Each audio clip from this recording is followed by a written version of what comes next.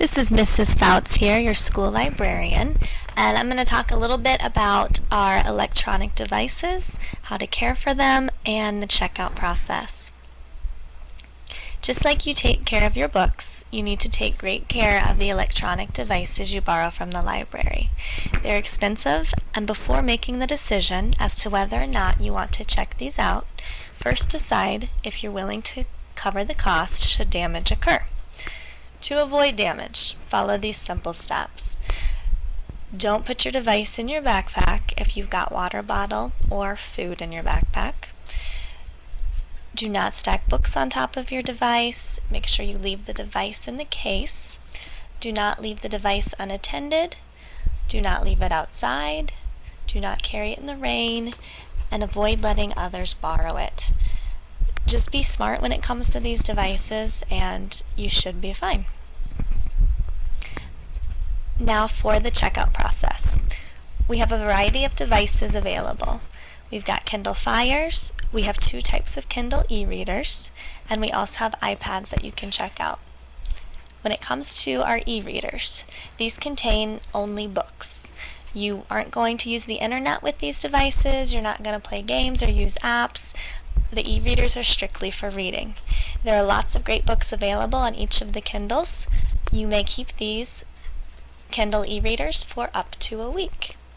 We also have our Kindle Fires and our iPads, and these are really popular with our students. We have some book selections available on these, but also many games and apps. Because they're so popular, if you want to check out one of these devices, it is a one-night checkout. You simply let Miss Stewart or myself, Mrs. Fouts, know, and we will reserve the device for you. When you ask for a device, we're going to make sure that everybody gets one before we start a new rotation. If you come in Monday afternoon and want a device, we might not have one available until Thursday. So we'll put you down for the next available slot. If you forget to come in, you're out of luck and you're going to have to wait until we have our next opening. And just a reminder, I said it before, but the Fires and the iPads are a one-night checkout only. You do need to return the items to the library by 8 a.m. the next day. That gives us time to get them charged up and ready to go for the next person. If you happen to check one of these devices out on a Friday, you do get to keep them for the entire weekend. Again, make sure it gets turned in Monday morning, 8 a.m. We will not send chargers home with students. If getting your device turned in on time becomes a problem, you'll no longer be able to check out the devices because it is unfair to the students that are waiting to receive their iPad or their Fire. A final word of caution. Do not attempt to download any information to the device. Do not try to deregister the device and then register it under another Amazon or iTunes account. Should you do either of these things, you will be unable to check out the devices for the remainder of the year.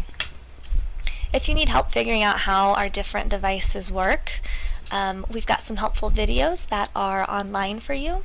Simply go to the Challenger website, click on the Resources tab at the top of the screen, and under Resources, click on Electronic Devices. So there you'll find videos about how to use each device. Again, you don't have to watch those, but if you're struggling with the device, I encourage you to watch those videos. We also have the device usage form as well as an internet agreement form that does need to be read over by you and your parents and signed by you and your parents. So I do need those pieces of paper before you are allowed to check out your device. Once I've got that, we'll get your name on the waiting list. Enjoy these devices. Created using Powtoon.